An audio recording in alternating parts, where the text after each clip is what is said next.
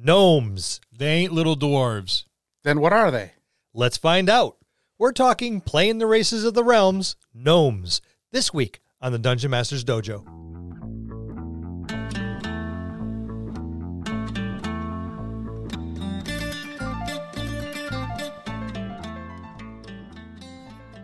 Hello, and welcome to another episode of the Dungeon Masters Dojo podcast.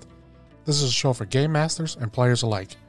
We hope to bring you tips and tricks to elevate your game and develop the art of dungeon mastery. I'm your host, Louis Aponte, and these are your Dungeon Masters, Scott Labby and Bill Robotile. Let's enter the dojo and see what they have in store for us today. Hey, gentlemen. Hello, we're talking about gnomes. I'm a little upset with you two. I want to know who was down in the Lyceum and left door number 17 open. That'd have been Scott. What?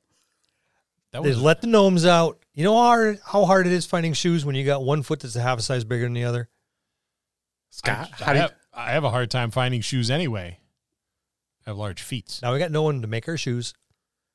Scott doesn't wear Good going. any. He doesn't care. That's why he left the door open. Yeah. I'm part Sasquatch. Yeah. Part. The only person I know that goes outside in the snow, barefoot. Todd does. Well, It's two. that's because you both are related. He's a Yeti. He's a Yeti. Distant cousin. Yeah, gnomes are can be quite the pest if you have a gnome problem, right? I mean, that's the last thing you want is a gnome problem. Every time you have gnomes, it's going to be a problem. Yeah. And so you have to, I mean, if you have a gnome problem, don't call the exterminator. That's mean. Just go gnome home. You have to bait them into a have a heart cage with like a cookie. Gnomes like double stuffed Oreos. It's all about like the filling. It's like a Big Mac in their hand. Yeah, And they have a sweet tooth. You put an open package of double stuffed Oreos in there, and you wait for them to trip the trap, and then you put them back behind door 17. There you go. Yep. So shame on you, Lou. I know you were looking for snacks, and you know it was you. It wasn't me. I left door 22 open. You did what? Yeah, that was a problem. Oh, I haven't seen the neighbors in a few weeks, so that's going to be another episode altogether. Yeah, that's we need crap. We need to call a paladin. I'm going to and go a high-level cleric. I'm going to go sharpen all the crossbow bolts. Yeah, that's going to be sorry. It's going to be an issue. Thank you. It took us forever to catch that too. I turned my back because I was distracted with something shiny, and out it went. And I just got the scars to heal. Thank you. Yep. All right. Fine. That's okay. Roam around the Lyceum. Just throw doors open. I don't mind. You should have put a proper lock on it. There's a sign that says "Do not open." That's an invitation. It's a challenge. Yes. What are you, Park Kender? I picked a lock with a fork I had in one of my pockets. I magically appeared. Another episode. They're magically delicious. Kender? Yeah. So gnomes. That's wrong. Yeah, gnomes. gnomes. In the old days of D&D, I think it was the Player's Handbook, a gnome was a dead ringer for a little dwarf. Yeah, it was. And it wasn't very well developed either. Gnomes were just like, they're like dwarves, only they're not. Have fun with it. They're skinny dwarves. Yeah, and you couldn't do a lot with them either because they were like illusionists. Yeah, I was going to say pretty much nothing but illusionists or thieves. Yeah, I think, could you be an assassin with a gnome? I don't recall. I don't recall either. I remember just being the illusionist. Can you imagine getting whacked by David the gnome? You come home from a busy day at work and you're hanging your stuff up and there's David the gnome with like a crossbow trained on you. As you're getting ready to sit down in the can. I was going to say the same thing. That's not right. It's so funny. Let's talk about these gnomes. What do gnomes look like? They're small. They are small. They're like halfling sized, right? Yeah. A little more slender. They're not as comfy maybe as... A little more fit from all the running. Yeah. as a halfling running away. And I perpetually see gnomes looking like gnomes from from David the Gnome, but David the Gnome was based on this book by this wonderful Dutch, I think, guy. It was a book titled Gnomes. All the artwork was beautifully done in watercolors and stuff. I've been looking for a copy of that book. Actually, I have the Goblins version of it over in the bookcase here. That is a different author. It is a different author, but it's done in the same style. Yes, Fairies and Goblins was done by an American guy. Mm-hmm. And it was very, very similar in style and very engaging. And I was able to find it on Amazon, and I have yet to purchase it, but I'm going to. It was one of my favorite books. But they, I guess the forest gnomes, right? The forest gnomes wouldn't be entirely dissimilar from David the Gnome, maybe without the bright red dunce caps. I would say they're smaller. All gnomes, I believe, universally have a large nose. Yeah, pretty much. Which looks larger because their face is so small.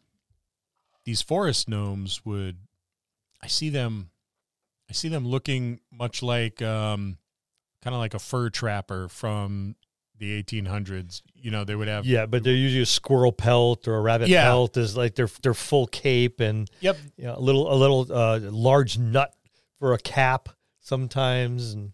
Yeah, or those the fur trooper hats. I could see them wearing fur trooper hats in the winter with the flaps down. I had a guy I worked with who used to call it his hat. Because when he had the flaps down, that's kind of what it looked like. Like you were a cast member from Fargo or something. The standard issue gnomes, I always saw as maybe a little bit more refined, than the forest gnomes. Their hair may not be as long, or, it wouldn't have dreadlocks. A little more kempt that way. Yeah. That way they're not seen as a rodent. Right. And they tend to be a little bit larger. Better feed. Much better. Them city gnomes. City gnomes. Eating well. But I think they kind of get shoehorned into they're either like little dwarves or they're kind of halfling-like. Yeah, I think you're right. I think they should be treated differently, but they're not. So I think that falls to the game master to like, no, that's not how the gnomes work here. Yeah. Like I think Tracy Weiss and Margaret Hickman did a really good job of differentiating the gnomes of Krynn from all the other races. Yeah. Yep. Agreed. They were the tinkers and they built stuff. Well, they were refined. They were intelligent. They were, they could hold a conversation, an intelligent one at that. So yeah, I think they did a really good job of, like you said, differentiating them from the other races and the other gnomes that are more stereotypically played. Yeah, and I think they never really had much of an identity. No, they're kind of an afterthought because no one really wanted to play them because all you could do is a damn illusionist. Yeah, and that was boring. That got old after a while. How do you think they would see the world? I think the city gnomes would probably see the world as a vast resource. Yeah, their love for jewelry and gems and stuff would be... Jewelry, I think they still are a bit of a tinkering, group. So everything is... Just because it works well doesn't mean it works right. I bet you I can make it better. Yeah. Kind of mentality. Yeah, I got to fix it. It works perfectly fine, but it could work better. Yep. That's the exact way I see it. And I think the universally that's what it would be for the species as a whole. Right. Yeah, but the gnomes that lived in perhaps a city, with a diverse population, they would find their niche in maybe making locks or shoes or toys, perhaps. Yeah. Whereas the forest gnomes would have, they would use their creativity and their mechanical skill maybe to make sophisticated traps for trapping animals. Traps and snares. Maybe their homes, sophisticated devices in their homes for trash disposal, opening the windows and doors, while you're carrying something so you don't have to turn a handle. Maybe it's a set of levers. You can tap on, 3 levers in a particular combination to open your door. You do not know comfort until you have sat your august posterior on a gnomish toilet. You think those fancy ones in Japan with all the buttons or something? Yeah. Oh, they got nothing. No, siree. The gentle mist from the gnome bidet, cleaning your bottom properly. Carefully patted dry by that overfluffed squirrel tail. Yeah. And there's the gong, so it's time for a break. You can support the Dungeon Masters Dojo in some very simple ways. Be patronizing, like Lou, and become a patron on Patreon and unlock exclusive patron content. Or if you're like Scott and long-term commitment is an issue, you can buy a Sasaki, shop our merch page for DMD swag, or use our Drive-Thru RPG affiliate link next time you shop Drive-Thru RPG. Or visit us on the web at thedungeonmastersdojo.com. There, you'll find links to all the above. Don't forget to email us and say hello. Thanks for listening. There's the gong, and now we're back from break. Yeah, I can see them seeing the world as kind of a resource for what their next project or what they're working on, or the betterment of, because they want to better everything, whether it needs it or not. Yeah, and this is a wonderful opportunity for me as a gnome to improve upon what other people or species have done before. This ballista only fires one missile. I can make one that fires 24. Yes. Why would you take all those ballista bolts and feed them into it one at a time when you can make this little box? Shoot them all at once. That feeds them in there repeatedly, and that reloaded system, it is so slow and clunky. What if as you're continuously cranking, it's firing off of one string, which is loading the other 2, and bolts are systematically being dropped into the channel. So you're firing 3 at the rate of 1. An entire species of Tim Allens from Home Improvement. Yeah. There you go. Sometimes it works, and sometimes it doesn't. All right, how would the world see them? I would think that no matter what race, no matter what city or town, people would really love to have a gnome or gnomes living there, right? Their toys must be, it's the best gnomish toys, or their shoes are so good. There's just they would be very well received. I think they're kind of simple, agreeable folk. Yep.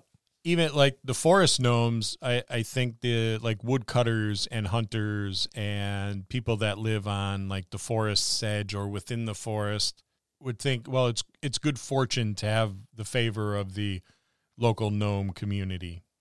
They know where to find food. If it's been a really rough winter, we have favor with the gnome community, so they're going to help us through the rough winter. Oh, and your forest gnomes, I mean, they have their devices, but I'm sure they're very skilled at woodwork. So some of their carvings might be intricate and beautiful, because in those cold winter months when you're hunting, but there's not that much daylight, so you're going to spend most of your time inside of a building keeping warm. You need something to pass the time, so let's carve some wood. So some of that very intricate woodwork and tokens and idols would be probably sought after as trade goods. Yeah, seen as good luck charms, much like a rabbit's foot. Yep. Well, to everyone but the rabbit. Yep. So if they're all that comfortable, why would they adventure? My guess would be to for a gnome, adventuring and seeing the world and new technology, new things with moving parts would be a fascination. It would satisfy a certain curiosity. I agree. But in a city, after generations, like you said, you have your clockworkers and you have your toy makers, you have your shoemakers.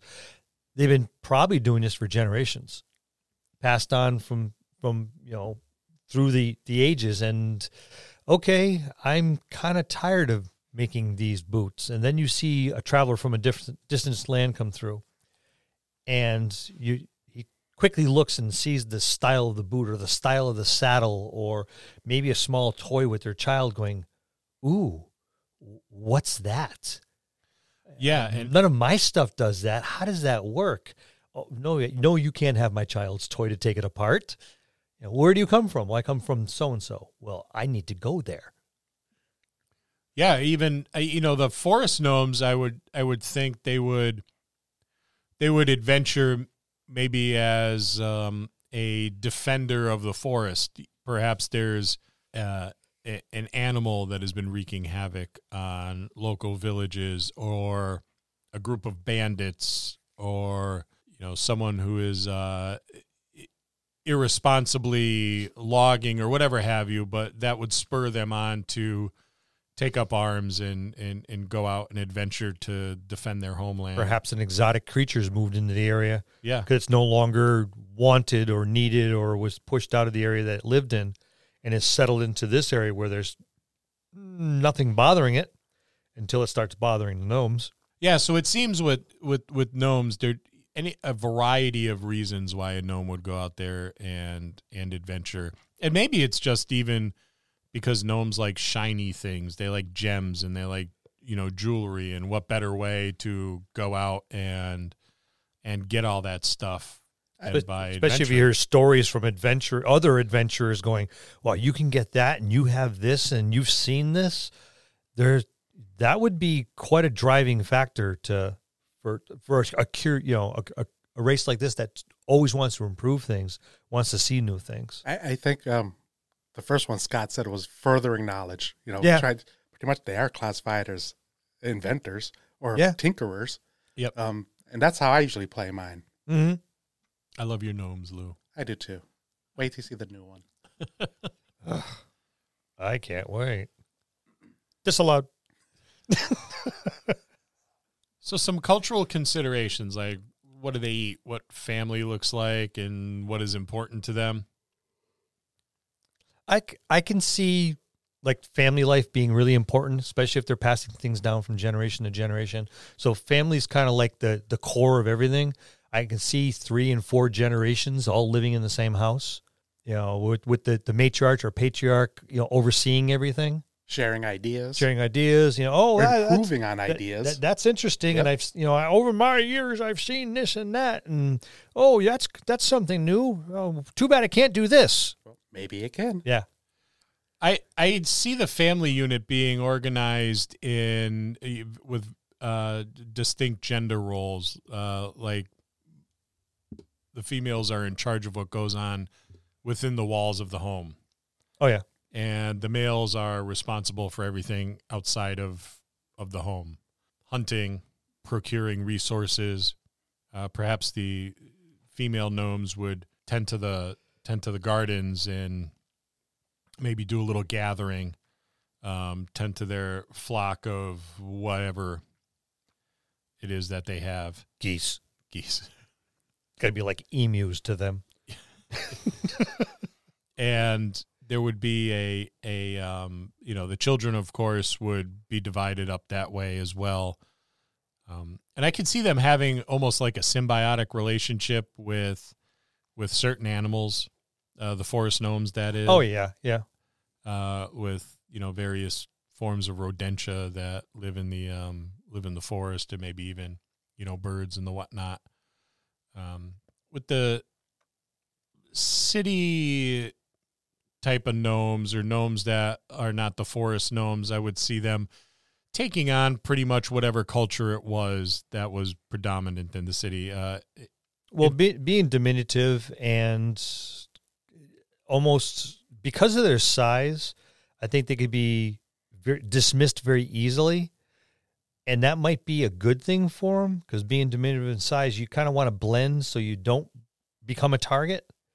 So adopting the cultures so you blend in even better. Yeah, I could see that. Maybe less gender roles with those gnomes than it would be with the, I see it kind of like a country mouse, city mouse type of thing. Yeah. As far as what they eat, the forest gnomes is whatever the forest yields. Depending on pretty what time of easy. year, that one's easy. And the city is whatever that particular culture. I mean, if the culture is spicy foods, then they're eating spicy foods. And if the culture is everything is boiled or steamed, then that's what it is. Yeah, and depending on the size of the city, they may eat much in the same way that we do. I mean, we have cultural food that we grew up on, but I'm not an Italian, but I do like Italian food, and I'll eat that. Yep. So I see them having more broad diet, maybe than those forest gnomes, And probably a little bit easier to acquire as well, which yes, would probably lend to maybe a little better size, definitely a better girth. But a better diet would help promote growth a little bit better. What's important to them? I think right out of the gates, just family. I think family, in almost all these cases, family is going to be number one. And being able to provide for that family, which means, like I said, improving things constantly, because eventually everyone's going to make the same thing you're making. So if you don't make it better or make something different, you're not going to have something new. That, yeah, individuality, that identity as, well, I'm not just the watchmaker, one of many watchmakers. I am the watchmaker, where the nobility goes to for their timepieces. Right. They would be like the Swiss when it comes to chronometers. Yeah, there's a lot of families out there that make locks, but this is the only family that makes locks for the constabulary.